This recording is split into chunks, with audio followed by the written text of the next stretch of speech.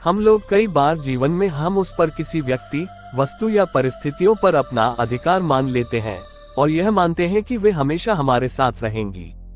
ये भावना विशेषकर तब और गहरी हो जाती है जब हम अपने परिवार, मित्रों या किसी प्रियजन से हमारा रिश्ता जुड़ता है। हम ये सोचते हैं कि वे हमारे लिए हैं और हमेशा हर परिस्थितियों में साथ रहेंगे। परंतु जीवन की अस्थिरता और नश्वरता के सिद्धांत को समझना बहुत जरूरी है, जिसे गौतम बुद्ध ने सरलता से अपने अनुयायियों को सिखाया, जो हमारे लिए अति आवश्यक है। ये कहानी इसी सीख पर आधारित है। गौतम बुद्ध की शिक्षाओं में से एक महत्वपूर्ण शिक्षा ये थी कि इस संसार में कोई भी व्यक्ति या वस्तु स्थायी नहीं होती। जो आज है कल नहीं रहेगी, कल है परसों नहीं होगा, क्योंकि परावर्तन ही संसार का नियम है। अगर ऐसा नहीं होता है तो पृथ्वी पर बोझ बहुत बढ़ जाएगी और यह सहन नहीं कर पाएगी। इसलिए हमें जीवन की अस्थिरता को समझकर उसके साथ जीना आना चाहिए। तो दोस्तों, आप लोगों को मेरा नमस्कार। उम्मीद करता हूँ कि आप लोग अच्छे होंगे, सकुशल होंगे। यदि आप नए हैं तो मेरा आप लोग से निवेदन है कि चैनल को सब्सक्राइब कर दीजिए और बेल आइकन को प्रेस कर दें, जिससे आने वाले नए वीडियो का नोटिफिकेशन सबसे पहले आप तक पहुँचे। तो बिना समय गवाए कहानी को शुरू करते हैं। बहुत समय पहले की बात है। भारत के एक छोटे से गांव में एक गरीब परिवार रहता था। इस परिवार में केवल 2 ही लोग थे, आर्यन और उसकी माँ। आर्यन एक बेहद मेहनती के साथ साथ आज्ञाकारी भी था, जो अपनी माँ से अत्यधिक प्रेम करता था। यह प्रेम साधारण नहीं था, यह इतना गहरा था कि उसकी पूरी दुनिया उसकी माँ के इर्द गिर्द घूमती थी। आर्यन का अपनी माँ के प्रति ये लगाव उसकी सबसे बड़ी कमजोरी बन चुका था। उसकी माँ ही उसकी पूरी दुनिया थी और वह अपने जीवन की किसी भी घटना या निर्णय को अपनी माँ के बिना सोच भी नहीं सकता था। माँ बिना वह अपने जीवन की कल्पना भी नहीं कर सकता था। माँ की हर एक बात को आदर पूर्वक पालन करता था। आर्यन का जीवन बेहद सरल था। वह हर दिन मेहनत करता था ताकि वह अपनी माँ के लिए कुछ अच्छा कर सके। उसकी माँ ही उसकी प्रेरणा और उसकी खुशी का स्रोत थी। लेकिन इस गहरे प्रेम में एक समस्या थी। आर्यन को जीवन के अस्थिरता और परिवर्तनशीलता का एहसास नहीं था। वह यह मानता था कि उसकी माँ हमेशा उसके साथ रहेंगी और उसने कभी इस तथ्य पर ध्यान नहीं दिया कि हर चीज एक दिन समाप्त हो जाती है। जीवन में कोई भी चीज या व्यक्ति स्थायी नहीं होता और यही सत्य उसे समझने में कठिनाई हो रही थी। आर्यन की माँ एक समझदार और जीवन के उतार चढ़ाव को समझने वाली महिला थी।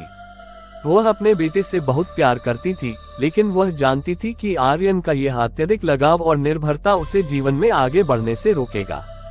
इसलिए वह अक्सर उसे समझाती रहती थी कि जीवन में परिवर्तन होते रहते हैं। किसी भी व्यक्ति या परिस्थिति पर अत्यधिक निर्भरता हमें जीवन के वास्तविक सच्चाई से दूर कर देती है। वह उसे यह बताने की कोशिश करती थी कि हर इंसान को एक दिन अकेले ही अपने रास्ते पर चलना होता है और जीवन में किसी भी चीज पर पूरी तरह निर्भर रहना सही नहीं है। लेकिन आर्यन अपनी माँ की बातों को अनसुना कर देता था। वह इन सब चीजों पर विश्वास नहीं करता, वह अपने आप में खोया रहता। उसकी आंखों में केवल एक ही सपना था, अपनी माँ के लिए कुछ बड़ा करने का। वह अपनी माँ की सेहत और उनकी कमजोर होती शारीरिक स्थिति को नजरअंदाज कर रहा था, क्योंकि उसके दिल में यह विश्वास बैठा था कि उसकी माँ हमेशा उसके साथ रहेंगी। उसे इस बात का एहसास नहीं हो रहा था कि उनकी माँ का शरीर थक चुका था। उसकी माँ का स्वास्थ्य भी समय के साथ धीरे धीरे बिगड़ रहा है। वह सही से किसी काम को नहीं कर पा रही थी। वह अपने माँ के लिए सब कुछ करने की कोशिश कर रहा था, लेकिन जो सबसे महत्वपूर्ण बात था, जीवन की नश्वरता को समझना, और वह उसे समझने में असमर्थ था। एक दिन सुबह सुबह की बात है, जब वह रोज की तरह अपने दिनचर्या के अनुसार सैर करने जा रहा था, तो उसे गांव में एक महान संत के आने की खबर मिली। महान संत जो गांव में आ रहे थे वह कोई साधारण संत नहीं थे, बल्कि यह गौतम बुद्ध थे, जो अपने ज्ञान और सत्य की शिक्षाओं से पूरे देश को प्रकाशित कर रहे थे। गौतम बुद्ध का आगमन गांव के लोगों के लिए एक महान अवसर था। गांव के सभी लोग बेहद उत्साहित थे, क्योंकि उन्हें इस महान संत के दर्शन और उनके उपदेश सुनने का मौका मिल रहा था। गौतम बुद्ध का आगमन गांव में एक महत्वपूर्ण घटना मानी जा रही थी। गांव के लोग इस मौके का इंतजार बेसब्री से कर रहे थे, क्योंकि वे जानना चाहते थे कि बुद्ध के उपदेशों में ऐसा क्या है जो हजारों लोगों को प्रभावित करता है। आर्यन की माँ भी इस अवसर को विशेष मानती थी। वह जानती थी कि गौतम बुद्ध के उपदेशों में जीवन के गहरे सत्य छिपे होते हैं, जो आर्यन को जीवन की वास्तविकता समझने में मदद कर सकते हैं। इसलिए उन्होंने अपने बेटे से कहा कि वह भी बुद्ध के उपदेशों में भाग ले, ताकि उसे जीवन के असली सत्य का ज्ञान हो सके। आर्यन को शुरू में अपनी माँ की बातों में अधिक कोई दिलचस्पी नहीं थी। वह अभी भी अपने पुराने विचारों और अपनी माँ के प्रति असीम प्रेम में खोया हुआ था। उसे लगता था कि उसके जीवन में गौतम बुद्ध के उपदेशों की कोई खास आवश्यकता नहीं है। लेकिन जब उसकी माँ ने जोर देकर कहा और आग्रह किया कि वह बुद्ध के उपदेशों में भाग ले, अंततः उसने उनकी बात मान ली। उसने सोचा कि शायद यह उसकी माँ के लिए कुछ अच्छा ही होगा कि वह उनके कहे अनुसार बुद्ध के उपदेश सुनने जाए। और इस प्रकार आर्यन गौतम बुद्ध के उपदेशों को सुनने जाने के लिए तैयार हो गया। हालांकि उसे इस बात का कोई स्पष्ट ज्ञान नहीं था कि वहां उसे क्या मिलेगा, लेकिन उसने अपनी माँ की इच्छा का सम्मान करते हुए ये कदम उठाया। शायद यह उसकी माँ के प्रति उसके गहरे प्रेम का एक और उदाहरण था। वह अपनी माँ की खुशी के लिए कुछ भी कर सकता था, चाहे वह खुद उस चीज को समझे या न समझे। गौतम बुद्ध के उपदेशों में शामिल होना आर्यन के लिए जीवन का एक महत्वपूर्ण मोड़ था, हालांकि वह अभी इस बात से अनभिज्ञ था। बुद्ध के उपदेश उसे यह सिखाने वाले थे कि जीवन में कुछ भी स्थायी नहीं होता, न तो प्रेम, न ही संबंध और न ही किसी व्यक्ति का अस्तित्व। ये सत्य जिसे आर्यन अब तक नकारता रहा था, अब उसके सामने आने वाला था। आर्यन ने कभी नहीं सोचा था कि उसकी माँ भी एक दिन इस संसार से विदा ले सकती है। वह इस कठोर सत्य विचार से बचता रहा, क्योंकि उसे यह विश्वास था कि उसकी माँ हमेशा उसके साथ रहेंगी। लेकिन गौतम बुद्ध की शिक्षाएं उसे इस अंधकार से बाहर निकालने वाली थीं। उसे यह समझ में आने वाला था कि इस संसार में कोई भी अपना नहीं होता और हर व्यक्ति को एक दिन अकेले ही अपने मार्ग पर चलना होता है, चाहे जुड़वा क्यों न आया हो। आर्यन की यात्रा गौतम बुद्ध के पास उसकी माँ के लिए कुछ नया सीखने की शुरुआत नहीं थी, बल्कि यह उसकी खुद की आंतरिक यात्रा की शुरुआत थी। वह इस यात्रा पर अपने पुराने विचारों और धारणाओं को छोड़ने के लिए तैयार हो चुका था, भले ही उसे इस बात का एहसास तब तक नहीं हुआ था। जब आर्यन गौतम बुद्ध के पास पहुंचा तो वह भीड़ में कहीं खो गया। बुद्ध ने अपना उपदेश आरंभ किए। कुछ देर उपदेश देने के बाद गौतम बुद्ध ने कहा, इस संसार में हर व्यक्ति को मोह माया से दूर रहना चाहिए। जिस पर तुम सबसे ज्यादा अधिकार मानते हो, एक दिन वह तुमसे छिन जाएगा। ये संसार अस्थायी है और इसमें कोई भी चीज स्थायी नहीं होती, क्योंकि परावर्तन ही संसार का नियम है। ये समय चक्र की तरह परावर्तन होते रहेगा। जो पृथ्वी पर आया है उसे जाना ही पड़ेगा, और ये वास्तविक सत्य है।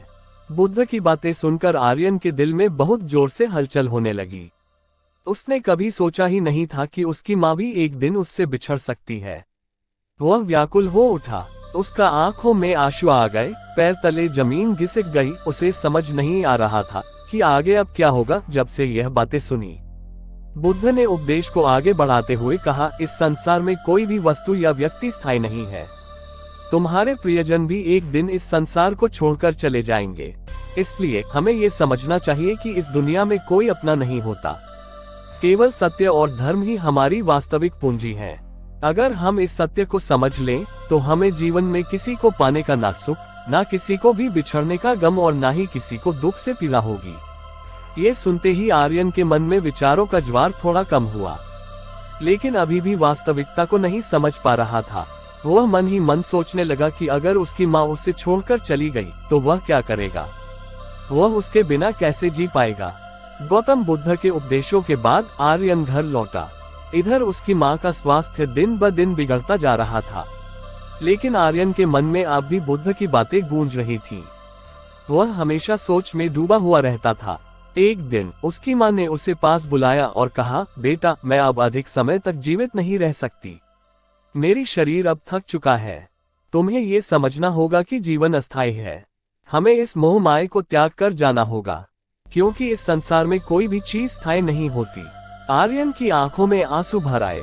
वह आर्यन जो अपनी माँ के बिना जीवन की कल्पना नहीं कर सकता था, अब उसकी माँ जो कह रही है कि हमें इस पृथ्वी पर से जाना होगा, उस कुछ समझ नहीं आ रहा था।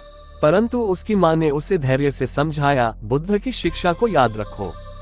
ये संसार नश्वर है। हमें सत्य को समझकर जीवन को जीना आना चाहिए। कुछ ही दिनों में उसकी माँ का निधन हो गया। आर्यन को गहरा दुख हुआ, परंतु बुद्ध की शिक्षा उसके दिल में कहीं न कहीं बस चुकी थी। उसने सोचा कि इस संसार में कोई भी स्थायी नहीं है, यहाँ तक कि वह प्रेम भी जो हम अपने प्रियजनों के प्रति महसूस करते हैं। अपनी माँ के निधन के बाद आर्यन एकांत में चला गया। वह बुद्ध की शिक्षाओं पर विचार करने लगा। वह समझ गया कि संसार में हर व्यक्ति अपने कर्मों के अनुसार चलता है और यहाँ कोई किसी का नहीं होता। समय बीतता गया और आर्यन ने अपने जीवन में एक नई दिशा अपनाई। उसने बुद्ध की शिक्षाओं को जीवन का आधार बना लिया। वह अब अपने जीवन में मोहमाया से दूर रहते हुए सत्य के मार्ग पर चलने लगा। धीरे धीरे उसने अपनी पीड़ा को स्वीकार कर लिया और समझा कि जीवन का असली सुख अपने भीतर है, न कि किसी बाहरी वस्तु या व्यक्ति पर निर्भर। आर्यन ने अपने गांव में बुद्ध की शिक्षाओं को वह लोगों के बीच समझाया कि जीवन में किसी भी चीज से अत्यधिक लगाव या मोह हमें अंततः दुख की ओर ले जाता है, जिसका पीड़ा हमें सहन नहीं होती है। इसलिए किसी भी चीज से ज्यादा मोह माया नहीं होना चाहिए। हमें जीवन की अस्थिरता को समझकर उससे जुड़ने का प्रयास करना चाहिए। गौतम बुद्ध की सबसे महत्वपूर्ण शिक्षा ये थी कि इस संसार में कोई भी चीज स्थायी नहीं है।